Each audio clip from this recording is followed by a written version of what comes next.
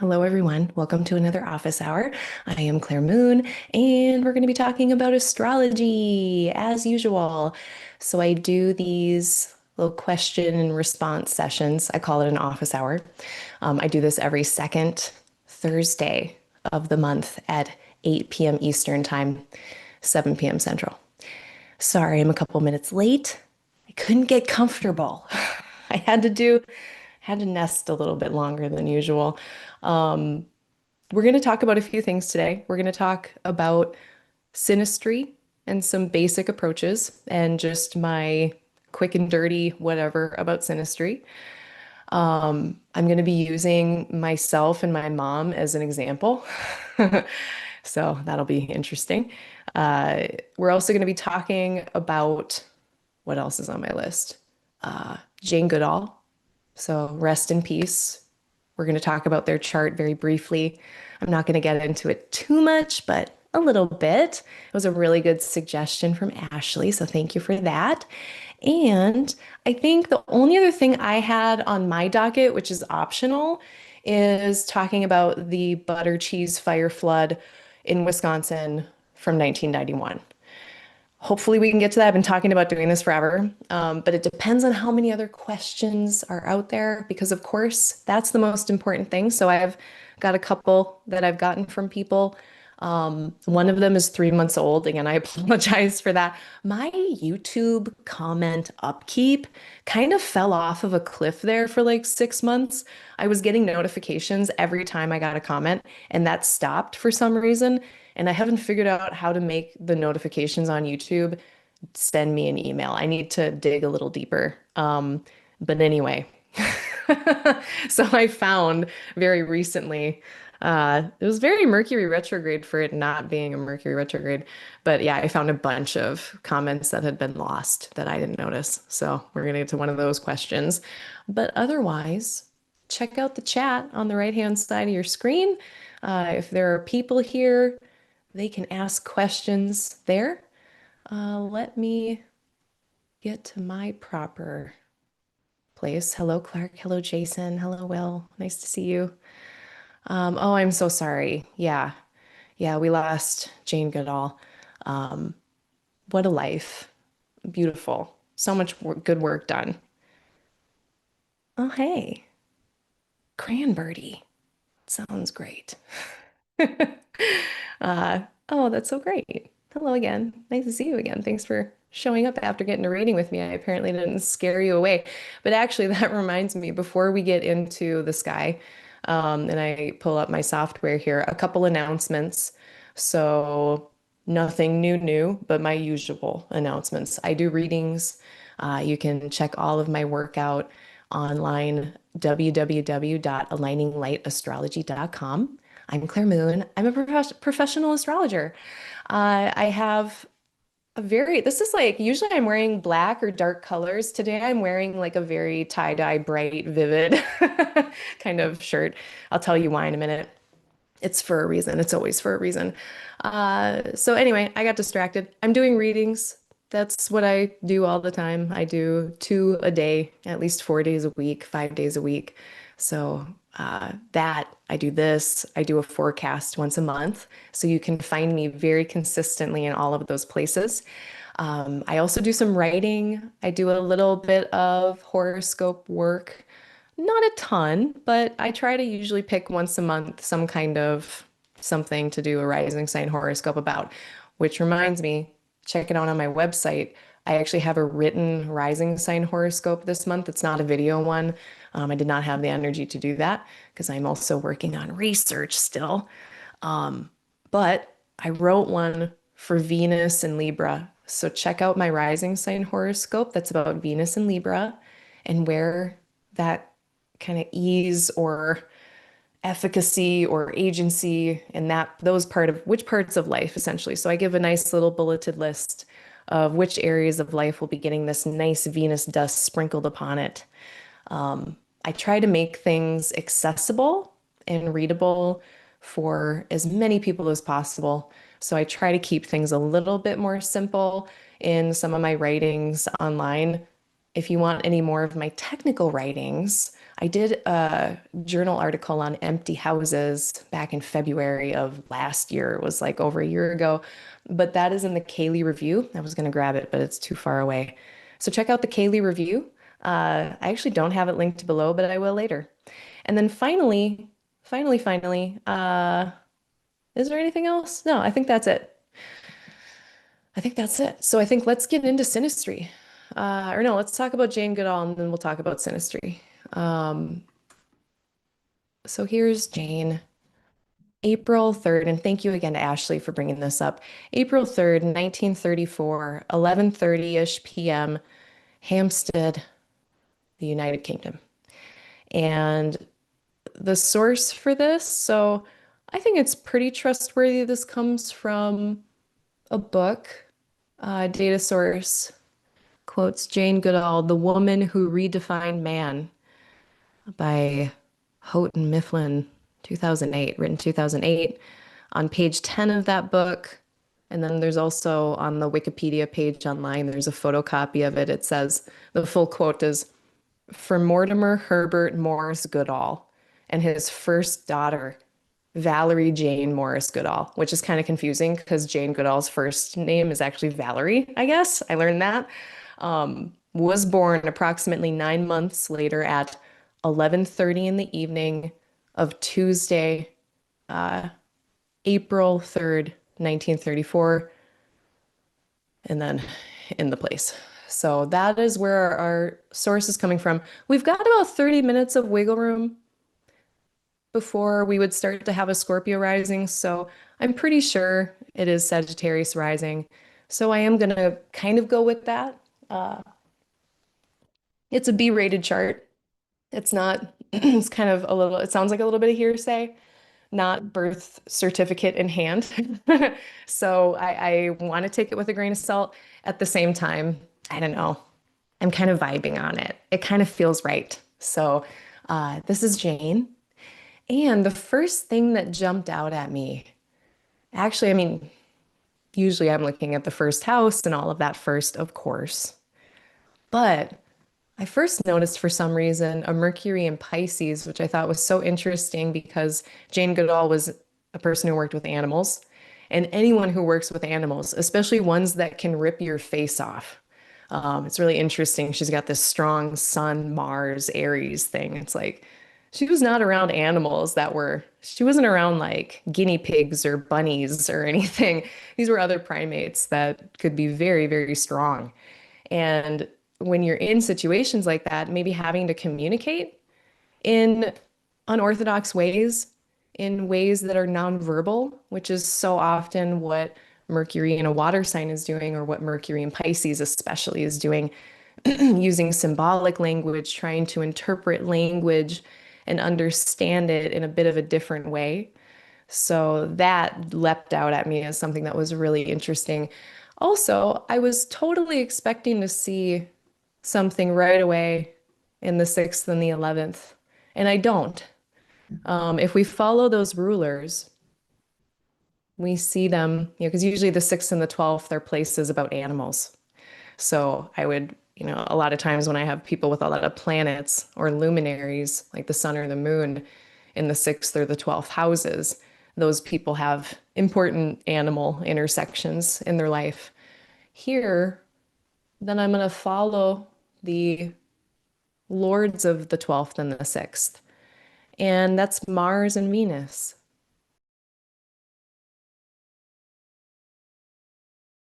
Excuse me. And Mars and Venus, they find themselves in some interesting places. We've got one of the animal lords here, Venus, in a place of communication, of general surroundings. So animals in your general environment, communicating with animals. We could also say the third house of siblings, chosen family. And I mean, I could say the animals were her family. Like, I think she many times considered like non-human animals, essentially. I'm trying to get more into the habit of saying non-human animal. I think that's one way of putting it that kind of removes a little bit of the hierarchy, but these were her familiar people. these were her familiar, maybe chosen family. So I thought that was cute, maybe one way of looking at it. Um, yeah, and then 12th house, another place that can sometimes be associated with animals. Really strong, prominent Mars here. They're not tied to an angle by degree or anything, but they are with the IC. So there's a little bit of angularity, I guess, in some ways. Uh, and here in the place of children, creativity, self-expression, and I think a lot of her studies did have to do with looking at animal behavior, how animals express themselves, how they express themselves, how they play, how they do fifth house things. Uh, she studied all of that. So I think, if we get into it, it's fitting, it works. In general, when you've got a lot of mutability built into a chart, like this, lots of flexibility, adaptability when it comes to the life path, to her interactions with others, to where she's living at any moment, the ability to do a lot of rapid change. The cardinal signs are so often about beginning again and again and again. And she lived a very active life. She did a lot of travel. I know travel, yeah, third and ninth. But just thinking about the cardinal signs and how busy cardinal signs are and tied to these angles. So those were, I think that's kind of the main stuff I was seeing. I'm sure, the longer I sit with it, the more I would see. But is anyone who is here, does anyone else want to take a chance? Do you see anything in Jane's chart that's really interesting for you, that really leaps out at you? Let me see if there's anything in the chat. We can read it together.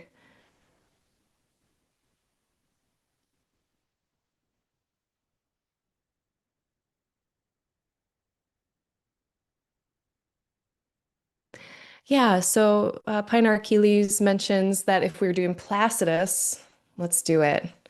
And I wanna, yeah, so if we do Placidus, then that moon would be a little 12th housey. It's still very active, vigorous moon, being so close to an angle by degree. But then in this case, we could tie the moon in with that 12th house of potential animals. And when I think of the 12th house, I think of remote locations that are very far removed from the general kind of regular hustle and bustle of, say, the sixth house or the third house. The 12th house is a place of exile that it's places a lot of people aren't going to go unless they really have to. And, the animals that live in the 12th, the animals that maybe we're not familiar with or that we didn't grow up with. If the 12th house is like a long-term challenge or struggle or maladies, then it's like the animals that can really harm you or kill you, stuff like that. I think, well, that works with the sixth too. So thank you for bringing that up. That's a good one.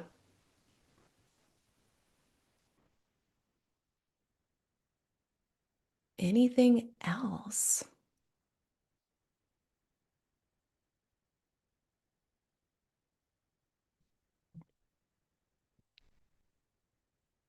Okay, and then I think, who is that moon applying to? I get so much mileage out of the moon's next applying aspect in terms of things that can tell me. Looks like they're running into the sun. Sometimes I like to check myself using the grid. Oh no, I changed my settings. That doesn't work anymore. Yeah, I'm pretty sure it's the sun. So really highlighting, activating then in the life, ninth house topics, the moon and sun having a really strong connection there.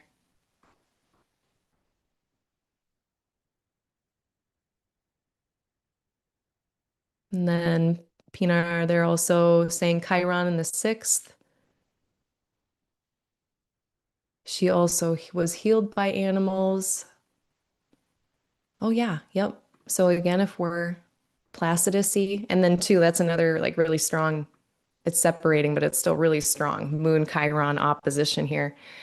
And that's going to be with a lot of others, this healing interaction with others in general. And for her, a lot of her others were non-human animals. So, and I wonder how much in the seventh, the wounds and the ouchies can kind of go both ways, but also the healing.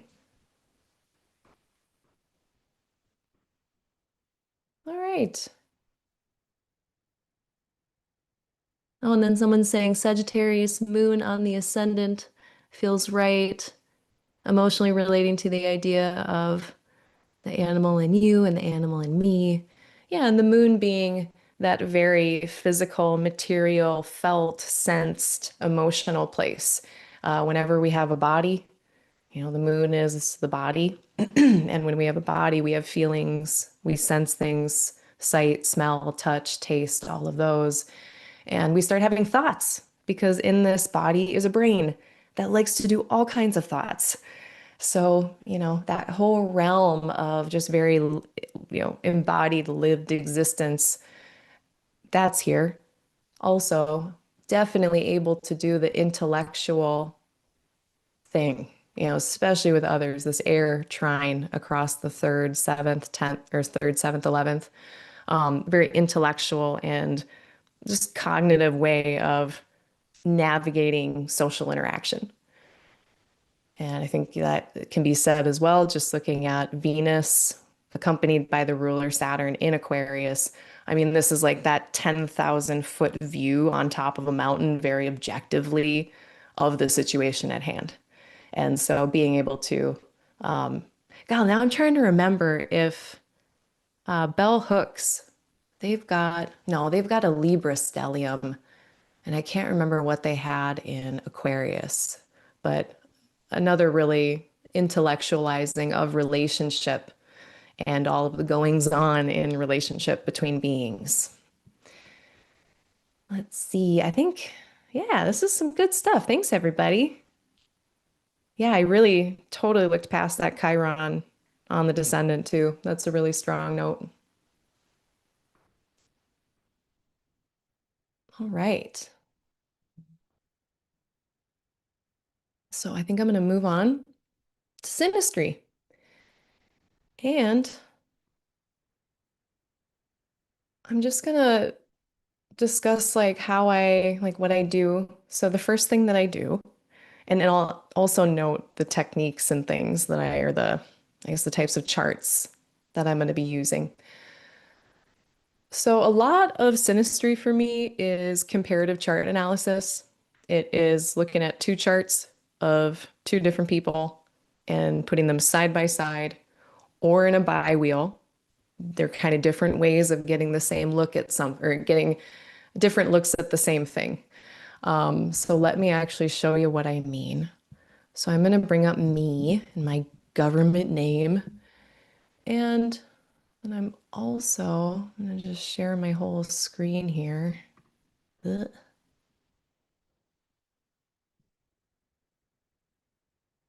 So here's my mom. This is what it would look like in a bi-wheel.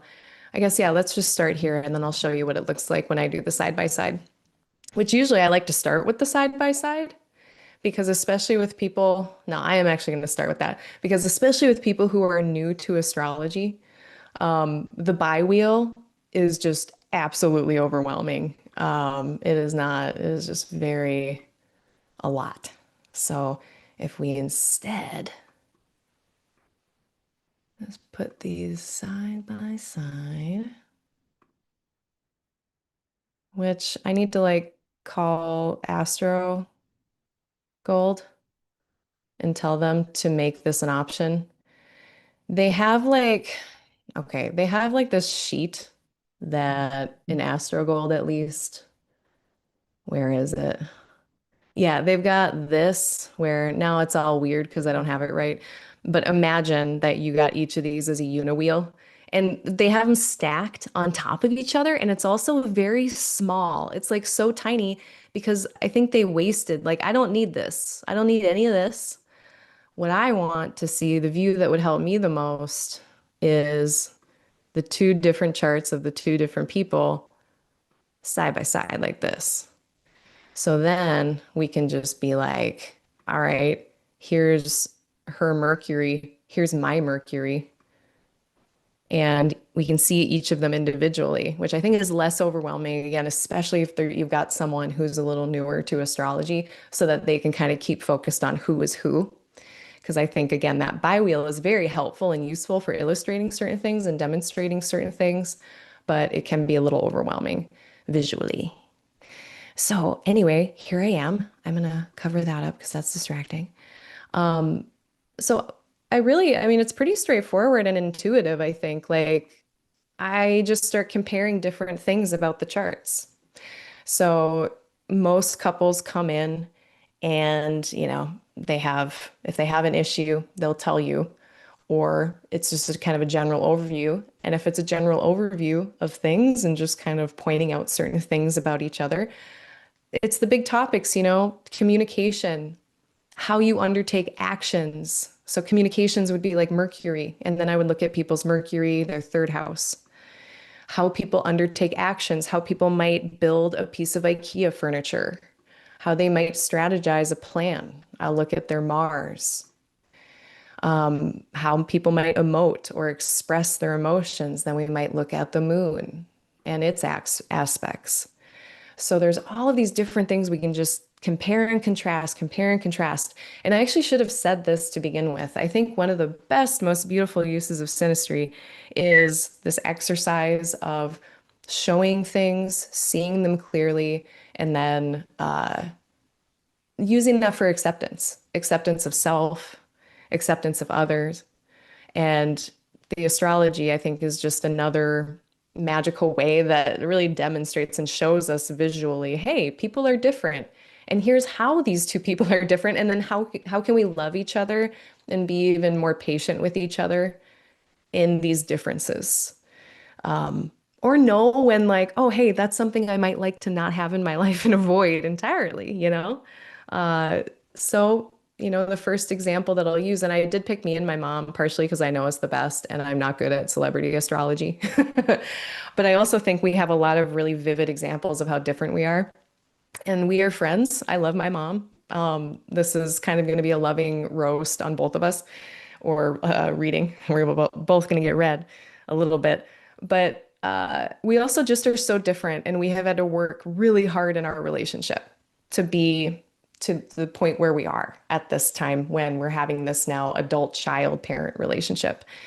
And part of the big difference, if you can already see it, is the Sun Mercury business. It's a little different. My mom's got a Leo Sun Mercury. I have a Capricorn Sun Mercury. For those who are not initiated, Capricorn is much more fact-based, need to know basis. It's like, give me the facts. What are the details that I need to know? If I don't need to know it, don't waste my time telling me. It's kind of crass. It's kind of utilitarian, but it's really matter of fact, and it can be refreshing because it's just like there's no games, there's nothing underneath it. It really, like, it's earthy. I think a lot of the Earth Mercuries are like that. Like, it's just what you see is what you get. It's rather unsexy. And then we get into Leo. And then it's like, this is way more expressive, passionate, appreciating maybe of self-expression and compassion. Having, like, part of the communication be this place of connecting with the self, and communication being a place of really, yeah, even trying to be a leader or trying to, like, lead by example. So the communication is having a lot of different purposes than Earth Capricorn. We can already see all the different purposes. It is going to be, instead of that earthy inward thing with Capricorn, that's another big thing. Water and earth are going to be more inward and slow. Fire is going to be fast and outward. So that's already going to set up a big difference in how these two people are going to communicate. And my mom is an excellent storyteller. She loves telling stories about, like, her whole day. She's the classic. I know this is like a mom meme. This is like a parent meme, I think, but she's no exception. That there's a lot of details, even ones I don't need. And I spent so much of my life being frustrated about these things. And honestly, like now that I see it like this with astrology, it's like, pah, you know, give her stage. Why not? Why do I lack whimsy. I could use a little bit of whimsy, honestly. And part of the reason I'm wearing this shirt today, actually, here, I'm gonna stop share. Um, my mom's favorite bird is the pelican, and this is my pelican shirt. So I'm wearing my pelican shirt in honor of my mother. Go ask your parent if they're here, if they're still with us in this life, in this realm, see what their favorite bird is. Or think, if they're not with us anymore, think about what their favorite bird is. That'll be our nice parent thing to do. Uh, yeah, but anyway, that's one way of looking at it, right? Is that side by side view. And we can also do the same thing. We can have the same exact conversation. Now, this is just a different view. And now I'm going to be circling things in a different place.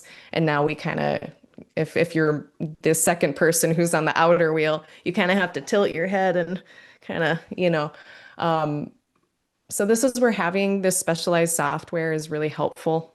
Although I do think, like, I'm pretty sure astro.com, I'm sure AstroSeek, they let you do a buy wheel on there, right? Does anyone know? I'm pretty sure they do. So you can bring this up. Now, one thing that is special to using the buy wheel, I love to look at where one person's placements are falling in the inner wheel's houses or on top of the inner wheel's planets. And then it's easier to start to see how certain things line up. So, you know, Mars and Jupiter here, they have a conjunction between us. Saturn and Sun. Can you guess how much she approves of so much of what I've done in my life? I actually don't hide anything from her. Like she knows everything. Like I stopped hiding things when I was go-go dancing because I was so tired of hiding that I was dancing and making money off of it. Essentially, that was the part she didn't like. She was fine with me dancing. She was fine with me doing my nightlife entertainment. But as soon as she found out I was making money, and then I never told her that people like were allowed to touch me when I was given the money. She was not pleased. And, that's not been the only situation of rejection that I've experienced from this Saturn. But I digress. We can see some important things. And this other specific thing I like to do with the bi-wheel, then we can start to ask this question of, okay, if I'm the inner wheel, from my perspective of the rising sign here, who is this person to me? Like, where does their ascendant fall? It's in my sixth. And my mom worked in healthcare. I worked in healthcare. That's actually a place where we bond a lot, is over our shared professional experiences. I think of her as a caregiver. I think of her as someone who I have a lot of conflict with in the sixth. So it's kind of like, how does she fall into my life? From my perspective, how do I see her? And we can start to ask those questions and maybe look at where the luminaries are. She's also slowly becoming a really important friend, right? In that seventh house. Um, Now we can switch it for her. Where do I fall? Well, where's my ascendant? Yeah, I'm her medical power of attorney. I am a big part in her, walking her home to her death. That will eventually happen. Uh, I think we've talked so much about her and her own parents' experience with that. We talk about death constantly. We're always talking about death. My mom says she wishes she was always talking about like all these different jobs that she wishes she had she had done. And one of them, she wishes she would have been a caterer for funerals. She really wishes she could have cooked for funerals. So we're just, I don't know, we're weird. We're always talking about death. It's why I'm like this. I've offended people many times now with my kind of, I don't know, frank just discussing it. And people think that that means that I haven't experienced it, but it's on the contrary. It's because I have too much. So this is why I'm like this. But yeah, that's, that's one way again of just seeing like how do these two people fall in each other's lives? Are they collaborators? Every time I go home, my mom has me help her with something that she's trying to get done. Like I'm helping her like very actively with chores and projects as a collaborator a lot. So that's a thing. So there's a lot of cool ways that we can start to squish charts together even before we get to my favorite part, which is squishing the chart together, the two charts, into a third secret mysterious chart. And that's going to either be our composite chart or our Davison chart. Those are kind of our two options. So there's probably more options, but how we're going to want to do this is go to whatever, I mean, different softwares are going to be different. Um, but let me show you this. So this is where I'm usually choosing, whoops, my secondary progressions and my returns and all that, but we can also choose, god dang it, the composite chart, so squishing the two charts together into a third one. Now the composite chart is there. Now you can see. This is based on midpoints. It says it right there, which I actually really love that Astrogold did that. I'm realizing just now that they did that. They take, how they calculate this is they take the positions of, say, my sun and my mom's sun and find the point between them. The position of their Mercury versus my Mercury and the middle point between them. So that's how the composite chart is created. So let's take a look at that one. Sorry for the technical shiftiness here. So now this is our secret third composite chart. This is my second choice. I actually prefer the Davison. So I'm going to bring that up, although I will say like I've seen both of them work. I don't think that the composite chart doesn't work, but the main reason that I choose the Davison chart over the composite is because it gives a third chart here that actually has a place, like a real place. So the composite chart that does midpoints, it creates this chart where theoretically you can have the moon or you can have the sun and Venus like opposite, which is astronomically impossible. So the composite chart, the midpoint chart can have astronomically impossible things in it when you start taking those midpoints. They have some solutions to it, like just adding 180 degrees. But I don't know, that didn't sit too well with me. And why I like the Davison is it takes a midpoint between your two cities. So it's like if you're born in different parts of the world or different countries, it'll find the midpoint in between, even if it's in the middle of the ocean. But the middle of the ocean is still a real place that theoretically someone could be born. And then it gives us a chart that is astronomically real. That's funny. I don't know if I've ever I have three other relationships in my life where I'm always looking at the Davison chart and I'm really familiar with it. My mom and I actually haven't looked at our Davison or composite before. I've compared our charts a lot, but I've not done the squish together chart. So this is kind of hilarious. Jesus, look at you're seeing my reaction in real time. It just makes so much sense. Um, very ride or die, but definitely at each other. But anyway, I like the Davison chart because you can use timing with it.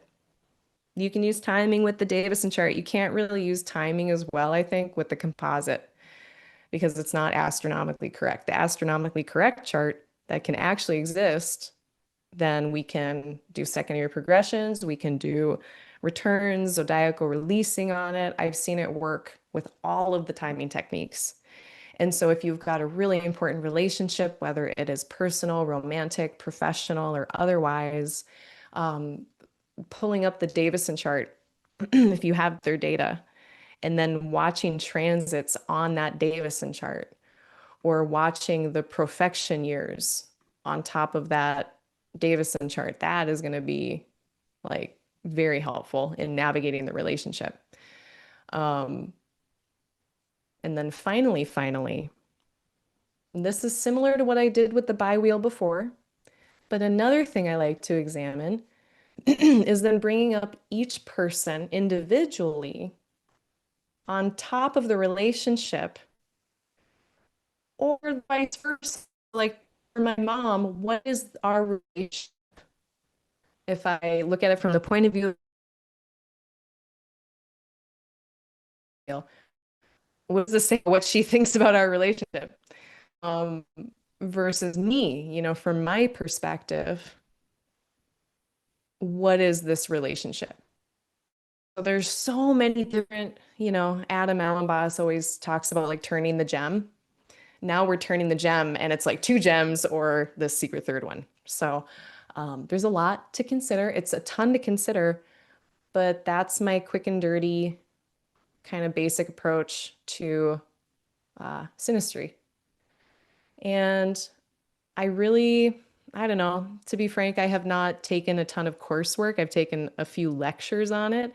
I really have just supplanted my Hellenistic stuff into whatever I just explained. So take all of this with a grain of salt, but any questions on that? Hello, Kashika. Welcome. Hello, Fallen. Nice to see you again.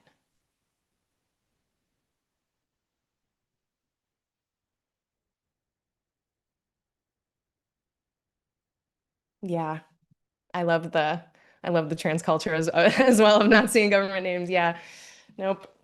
Don't need to worry about those. Although, like, for those of you who have been watching me forever, it was really cute when I started doing this. Uh, I had so many people reach out being like, "Hey, your real name is on the top of the screen." Like when I did my AstroGold software thing, it makes you put in your name for the license, and I've been too scared to like change it. And I don't know what happens. That's not a button I want to push. Um, but yeah, I've kind of been hiding in plain sight. I'm not hiding that much, just enough. Like I know squares won't dig that hard to find me. So anyway. Yeah, it's funny too. Total side note. I was going to I was going to change my name. I was going to go to my real name and get rid of Claire Moon because for me, Claire is so part of my dance life. Um, I don't know. I just, it brings up a lot of things for me from art time that are not astrology time. So in my mind, I don't love the conflation, but at the same time, it was just handy. It was right there. It had the word moon in it already. Like, how perfect is that? Uh, and I was gonna do it. And before I changed, I wanted to rebrand myself. And because I'm jealous of people like, Chris or Lisa who have like their name and then astrology.com. Like that is so cool to me. It's like, oh, your real name out there. You're so like brave and you're not hiding anything. And like also as a Buddhist, like kind of person, I don't want to be like a lie of omission, even if it's not exactly. Anyway, I got a horary reading. I asked my dear friend Taal, who does excellent horary. I was like, "Hey, is this a good idea? Is this gonna like ruin my business if I change tact at this point or possibly fall off the SEO bandwagon or whatever?" And the answer was essentially like, "No, don't change right now. It's not going to be more advantageous. It will actually be more advantageous if you stick with what you're doing." And so I didn't. And then, like 9 months later, the American hellscape got even more American hellscapey. And now all of the stuff is being surveilled. And I'm actually super, this is why. This is 100% why it was a good idea that I didn't switch everything over, because I just would have been very much more visible to the government, which I don't love. So I'm going to continue to have this pseudonym. If anyone wants to know why I go under a pseudonym, I didn't mean for it to happen this way, but it just happened this way. It just happened this way. I don't know. So anyway, thank you to my mom who never listens to this stuff, so I know she's never going to hear this. I tried to be respectful. I love her. Um, hopefully I didn't say anything where she's going to be mad at me, but thank you for her to be my guinea pig. Uh,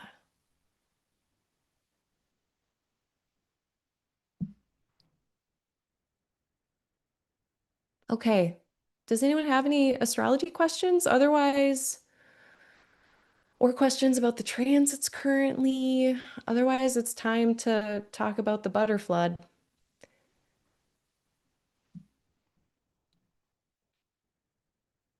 the butter fire flood. All right, let's talk about it. Finally, I've been wanting to do this for like 6 months. Big shout out to Vince of Farm Astrology, Farm Astrologer. They're awesome, and they told me about this. They posted something about this butterfire flood, and I was like, "What?" And I looked up the timing of it. We have the day. We even have like the approximate time at which we think the fire started. So yeah, like I think we have a rising sign on this. I think we can say pretty confidently that this is the chart. So this is an event that happened in Madison, Wisconsin on May 3rd of 1991. And there was this huge warehouse of like hundreds of pounds of butter, but also cheese. Let me see if I can, I'm going to just read it here. Central Storage and Warehouse Company on Grove Road, a 500,000 square foot complex that stored 10 to 15 million pounds. I was off. I'm glad I read it. 10 to 15 million pounds, 4.5 to about 6.5 tons of government surplus butter. So first, let that sink in that in at least the 90s, I don't know if this is still going on, that the government in my country has surplus butter. We got stores of surplus butter. Like, what are we saving it for? At the time of the fire, the building also stored ocean spray cranberries and millions of hot dogs. According to an employee, Oscar Mayer stored 4 million pounds of sausages in the factory. Uh, the sprinkler systems were not able to even work. That because the fire grew so quickly that the sprinkler systems were not allowed to work. So I guess there were sprinklers, but everything was just like so fast. Everything happened so quickly that they didn't work. Oh my God, there were hams. Also, anhydrous ammonia. 1,000 pounds of that for some reason. I feel like we're about to go on Oregon Trail. Like we got like 10,000 pounds of butter. We got two axles. We're ready. So I don't know. I don't know why they had all this stuff. That question has never been answered for me. It took about 20 hours to contain the blaze and 8 days until the fire was officially out. So this fire went on for about a week. What else? After about 2.5 hours, the fire spread to a second factory building. 5 hours later, the building collapsed, creating a massive wave of melted butter. The fire threatened the facility's anhydrous ammonia tanks. Once the walls caved in, the butter came out like a river, said Fire Lieutenant Berggren. City engineering crews constructed levees to contain the dairy and the lard. Apparently, there's also lard. Firefighters had to wade through viscous, slippery pools of butter and cheese that were 2 or 3 feet high with 5 foot deep ponds in some places. So 2 to 3 feet deep, and in some places 5 feet deep of butter and cheese. The melted dairy made it difficult to use typical equipment, so firefighters remained outside of the building, trudging upstream through a hot flow. Firefighter Stephen Davis reported that he had butter in places a guy shouldn't have butter by the end of the night. And I think the last thing I didn't copy pasted here, but like the smell of the butter and the dairy, it left like all of the firefighter equipment just rancid for like, I don't remember if it was months or years that like the smell of the dairy was in their equipment. Okay, so now that we know what happened, um, oh, thank you, Clark Wade. Refrigerant is ammonia. That's why, because this was a refrigerated facility. Thank you. You're amazing and clutch to have. Uh, oh, hi, Pop Cult King. Welcome. I don't know Geotish. There's someone here who knows a branch of astrology I don't know, which is Geotish, which that's on my bucket list to learn. Like, I feel like I'm still getting comfortable and really nestled into Western astrology, but I would love to that for that to be my next place. So yeah, my teachers are pretty much Chris Brennan and Lisa Scheim and Demetra George and Austin Kopic, who did go on to learn Geotish. So he's part of my inspiration for that. Um, yeah, welcome.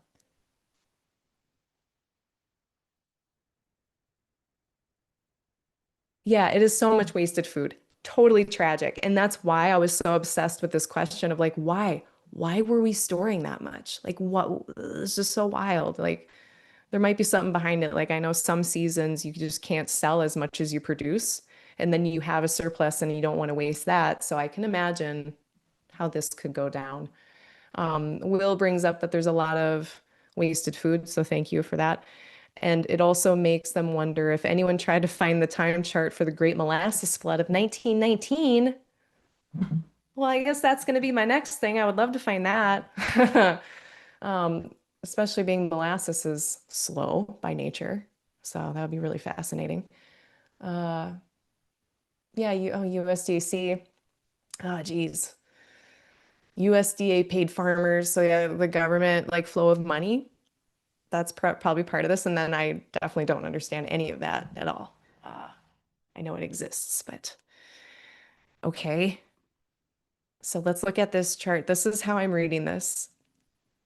There's one thing that I'm thinking of in terms of the rising sign. Let's say that this is wrong and we can't count on Virgo rising. I still have a couple things to say.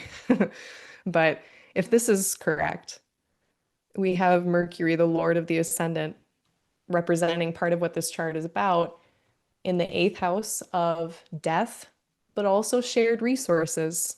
This is where I would expect a government surplus to be. It is in a fiery place. This began with a fire. So part of the shared resourcing and fire in a place of death and loss. This is where planets set. This is the western sky. So there's this thing about loss or disappearance as these planets set over the horizon. If we follow Mercury further, and this is actually a point that I have regardless of the rising sign, we've got Mars in Cancer. So some kind of assault or affront to cancer nutritional items.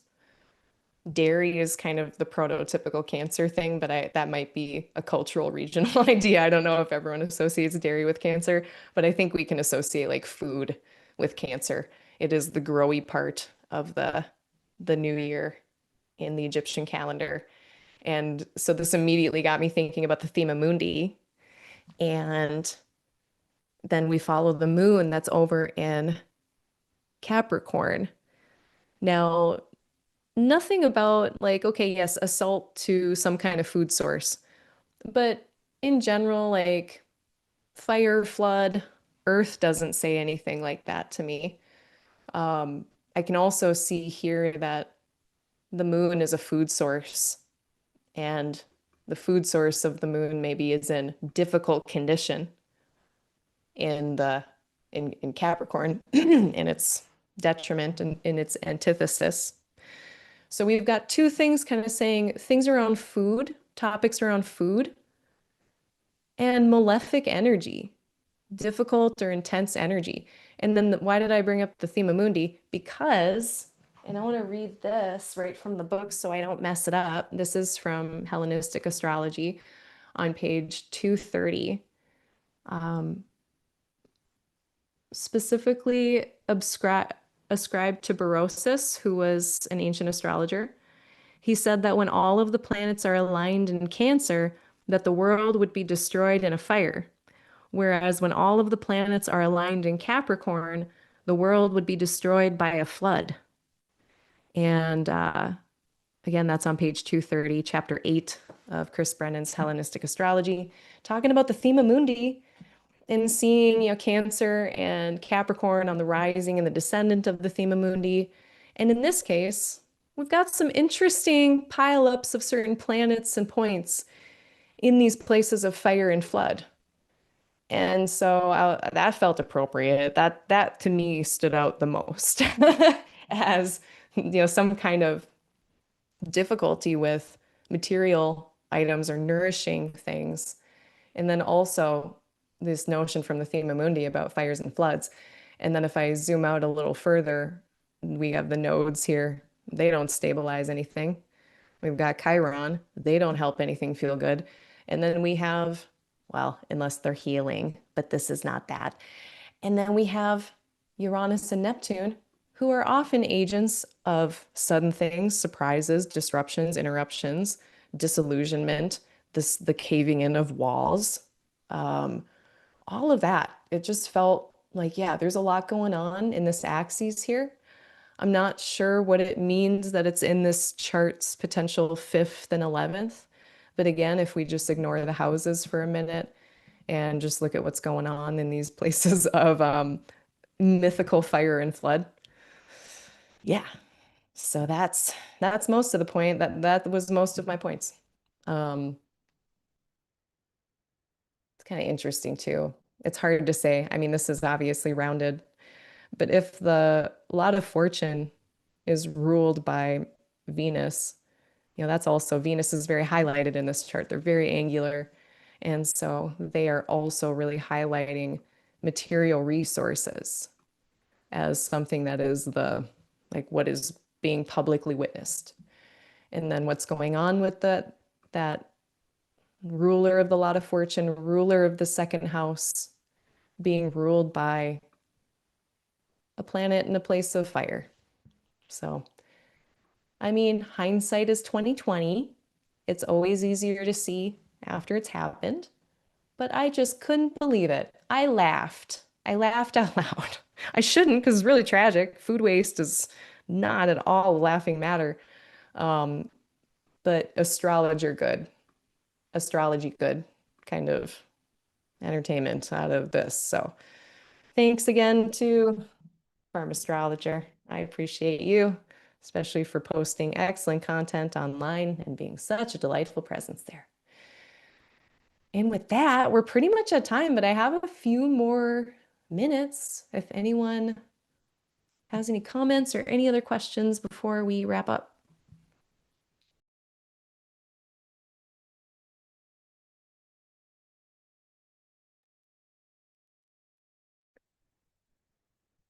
Clark Wade is he keeps dropping little breadcrumbs of USA stuff, like how the USDA pays farmers and keeps prices high. And it's making me think that I need to find a front line real quick about this topic and update myself on how the heck all of this works. Okay, so someone is wondering, what's a good election to look for to start an investment account? Oh, goodness. Well, it certainly depends on your chart, first and foremost, but I can give you a couple little points to try to teach you how to fish. Uh, let's see.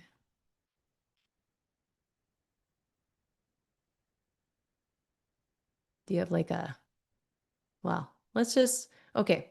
So you have to know your birth time if you want to do ethical elections. So electional astrology is really done best if you know the rising sign. If you don't, things start to get a little hairy with if you should even be electing anything or not. And worst case, some of the ancient teachers talked about doing a horary chart as a stand-in or to even kind of say, hey, is this a good idea to do this? But the horary chart can act as a stand-in if you don't have the chart of the person and you're trying to elect something. So that's a whole caveat and nuance because usually I don't discuss elections in this setting because I get kind of perfectionist about it and I get worried and that kind of stuff. So I'm very careful about it, but this is why. And it depends very much on your birth chart. So let's say like whatever your eighth house is, you got to find the Lord of your eighth house of complex finances. We want them to be in good condition in transit. So, whatever that Lord of the eighth is. And I mean, honestly, I'd also be like looking at the Lord of the second. The second house is more like liquid liquid cash, things you can sell on Craigslist. It's stuff and things that are yours. It is your money. It's also more abstractly your time, your needs, your energy. It's so many things, but it is your money. The eighth house is more complex resources, complex finances. This is where I throw in stocks and bonds and trading because that's things where like all these people are like pooling money and like taking out of this pool and putting in this pool. So to me, that's more of an eighth house thing. And then finally, the lot of fortune and its ruler. I would also love if the lot of fortune and its ruler were in good, or the ruler of the lot of fortune in that chart were in good condition.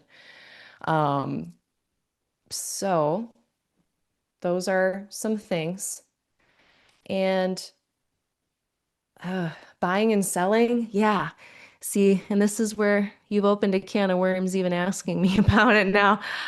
Because then I start saying a bunch of stuff and then I think it scares people and then they don't want to do anything at all because it's like, well, shoot, I gotta like account for these like 18 things. And it's like, yeah, this is why it's a service. But the location of the moon really matters. Whether the moon is waxing or waning and which part of its cycle that it's in will tell you whether that's going to be better for the buyer or the seller.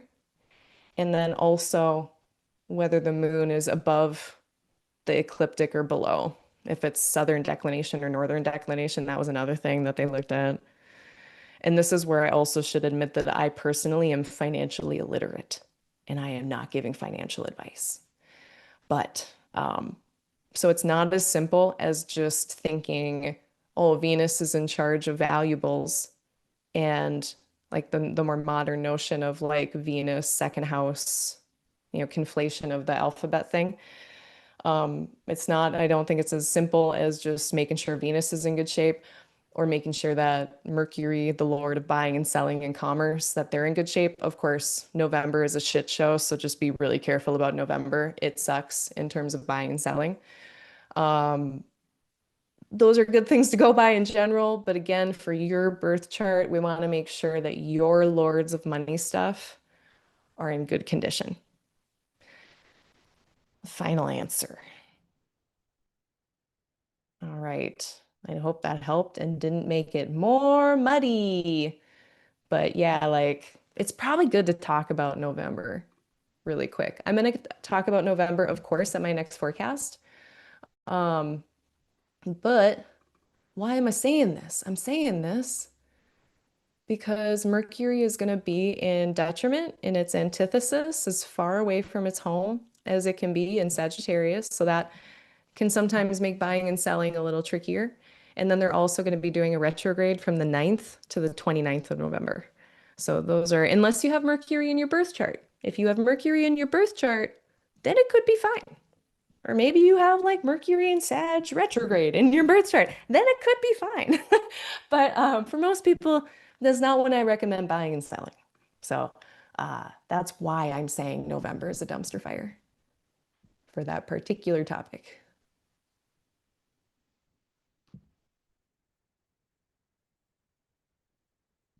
So you have Leo rising. So what would that be then? Just to give you an example.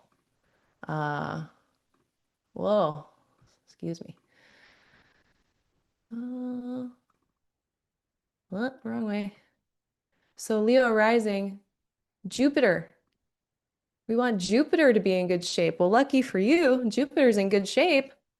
I mean, in general, between now and next June 30th, because they're going to be in Cancer, they are doing a retrograde soon, though, which can add some challenges. Yeah, they turn retrograde in November as well. So yeah, I mean, that's probably not going to help you do anything fast, like, because then Jupiter's going to be slowing down to a stop and then going backwards. So that's happening in November too. So if you do stuff, it might with that eighth house, it might go a little slower than you were expecting or something about it might be slower. I don't know how any of that stuff works. Um, so yeah, yeah, look at that. Look at what Saturn's doing. Um, but no, there's so many other things that like I could tell you, oh, Jupiter's in good shape. But then like based on your whole birth chart and like who's in charge of your natal, a lot of fortune and all that, like I don't know, I might be giving you horrible advice right now. So, um, definitely look into all of this yourself or hire someone to give you a proper election. Or, you know, even better yet, because this is kind of a niche thing, actually. I'm glad you brought it up because there is financial astrology. Does anyone know any financial Oh, Beth Watson. Beth Watson is a financial astrologer. I don't know if she's teaching or if she has classes on it, but she's one. Um, Adam Summer has been getting more into financial astrology because then financial astrology is its own whole branch that is like very rich. And again, it's like similar to like what I was saying about like waxing or waning moon phases and if that's better for the buyer or the seller. That's some of that really specific financial astrology stuff that isn't always intuitive. So, you know, if you're starting to get to the point where you want to do an election, that is starting to get into a lot of details where either it does take a bit of elbow grease, I think, to make sure you're doing it right and not shooting yourself in the foot, so to speak. Um, Again, or you know, hiring someone, which yeah. Now I'm thinking I should put a caveat on my website because on my website I sell electional astrology services, but I really should personally have a caveat on there like, hey, I'm not a financial astrologer. And then I like to link off to my referrals, like Beth Watson. Like, go to her, go talk to her. I'm not wrong, girl. I'm not her. I'm gonna like lead you astray. Um, all right. Good question, though. I mean, there's so much in there. So much good stuff to talk about that I am not smart enough in. We are getting more information on the Great Molasses Flood of 1919, a Jupiter-Pluto conjunction in Cancer. Cancer, again, the nourishing things and things going awry. January 15th, 1919. Oh, wow, no way. All right, well, I don't want to steal anyone's thunder. Or Will, are you an astrologer? You can have this one. Otherwise, I want to present on this too. Um, that's awesome. Thank you for looking that up. I want to put it in really quick. I loved molasses cookies when I was growing up. I still do, but my mom doesn't make them anymore, and I should ask her to. January 5th, 1 p.m.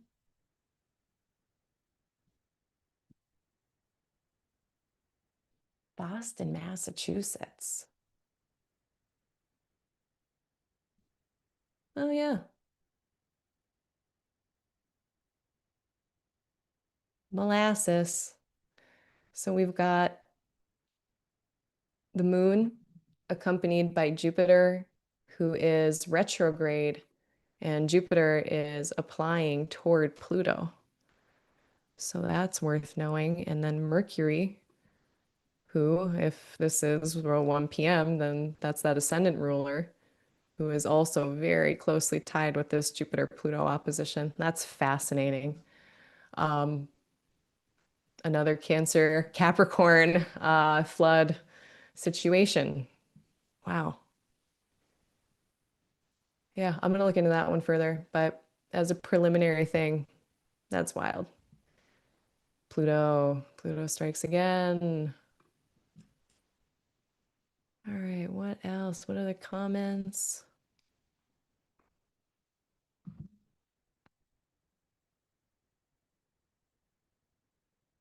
Oh, Stars and Gamers says about the molasses. Loose Mars Uranus conjunction in Aquarius, which is fitting because the molasses tank as a fluid container. The water bear. Yeah, it's a very viscous fluid, but it is a fluid.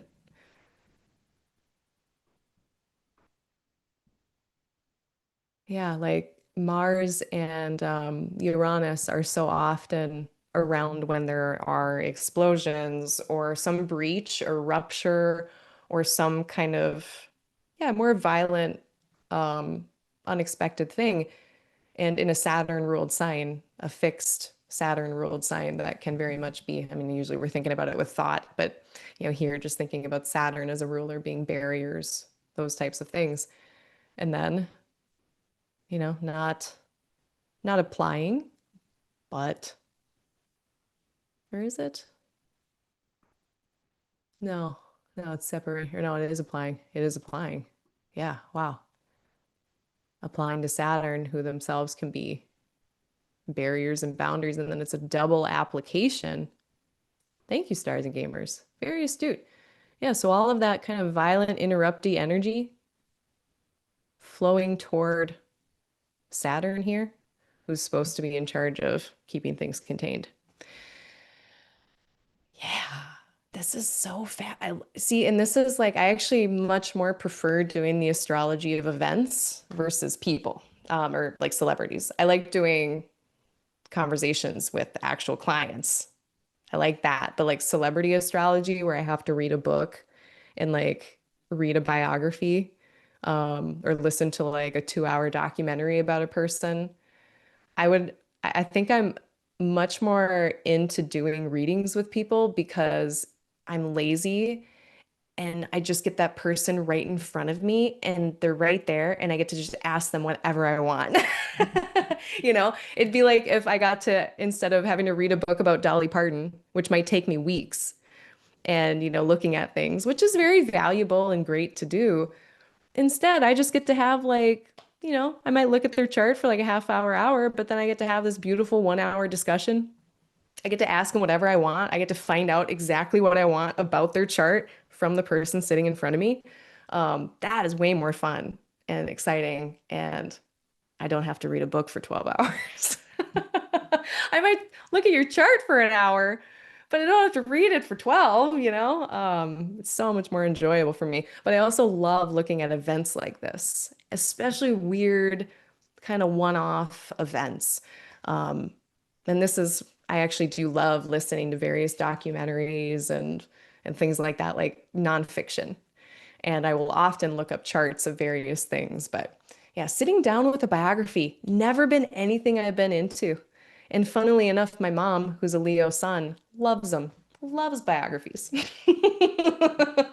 So yeah, let's see. Any final things? Let me just make sure I'm not forgetting anything.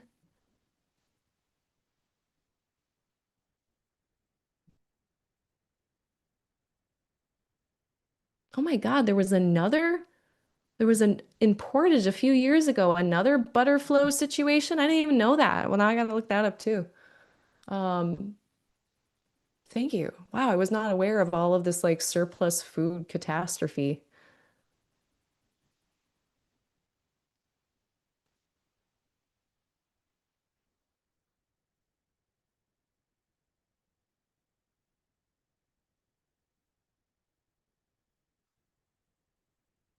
I have a que what question about progressed Mercury? Help me remember what that was about. Oh, and then another financial astrologer. Thank you, Sparkles of Gold. They're a great astrologer. Go check out their stuff. Grace Morris. Check out Grace Morris. They did a podcast with Chris Brennan about financial astrology. Georgia Stathis, another financial astrologer. Thank you for that.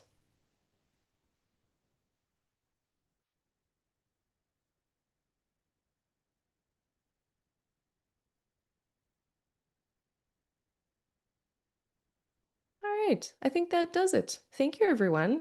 I appreciate all your contributions. Let me see if I missed anything. God dang it, there was something I missed too in my last forecast that I was going to mention, and now I forgot what it was. Um, it clearly wasn't that important then. Of course, if anyone has any questions after the fact, if you're listening to this later, the best place to get a hold of me is my email. I think I'm just gonna like default to that because I tried to be on top of the YouTube comments, and I am historically horrible with Instagram messages, the DMs. I just found out there's a requests folder. Like, how boomer am I?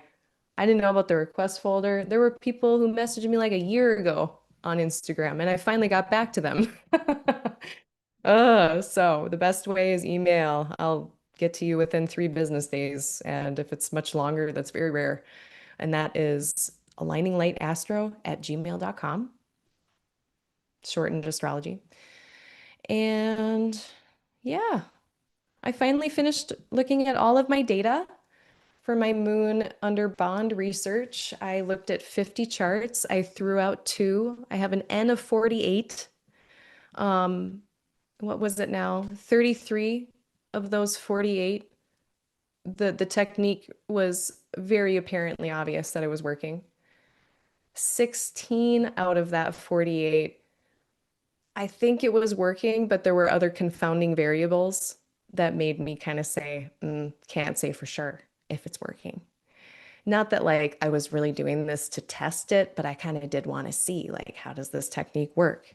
The Moon Under Bond, it's in volume 1, Demetra George, Ancient Astrology. I really wanted to just kind of like road test it because it seemed kind of specific, and it does a specific thing for sure. So I'm really excited to now, I'm going to pick my favorite examples. It's going to be really difficult to choose. I've got like 20 that I could possibly choose that are really good. And then it's time to start finishing my paper and making a PowerPoint and doing all of that kind of stuff that I'm so slow with. So I don't know, maybe like in 2027, I'll be ready to present on whatever this research is that I started a while ago and then didn't look at for like a year. But that's really why I'm not doing any horoscope videos this month because I'm doing that. So that's what's going on over here. In the meantime, get a reading. That's the best way to support me. I do birth chart readings. I also do forecasting for you. I also do elections for specific things. That's a whole separate part of my website, though. So go there if you want elections. I'm not doing wedding elections until 2027 or beyond, because I don't like next year. And I know that's like, I've been going back and forth, like, well, wouldn't a good astrologer just try to work with people and help them with where they are? But no, I'm too strict. I'm so rigid. I'm a perfectionist. And I would be like, I just keep thinking about that story of that court astrologer where there was some royal couple where they were getting an election to get married. And the astrologer was like, well, it's going to be about 5 years. So buckle up, strap in. It's going to be a wait. And that's me. I'm that court astrologer. I'm like, nah, this is too important. We must wait for 3 years. And it makes me, and I would rather not make money. Because I am not putting my name on trash. I won't do it. So and this is specifically for weddings. Business stuff is fine, but it's just weddings. And it doesn't mean don't do it, but you'll have to find someone else to help you. Okay, what else? I think that's it. Thank you so much, everyone. Uh, and yeah, email me, comments below, or DM me on Instagram. But know that that might be a little bit of a wait. And good luck. Oh, it's still a long time until my next forecast, but my next forecast is at the end of this month, and that is going to be on Monday, October 27th at 4 p.m. Central Time, 5 p.m. Eastern Time. On that Monday, that's when I'm going to be talking about the November astrology. Okay, check out my Venus rising sign horoscopes on my website. Enjoy Venus in Libra in a few days. Enjoy the rest of Mars and Scorpio and that lovely Mars Saturn trine that we're having right now. I know I will. Thanks, everybody. It's nice to see you. Till next time.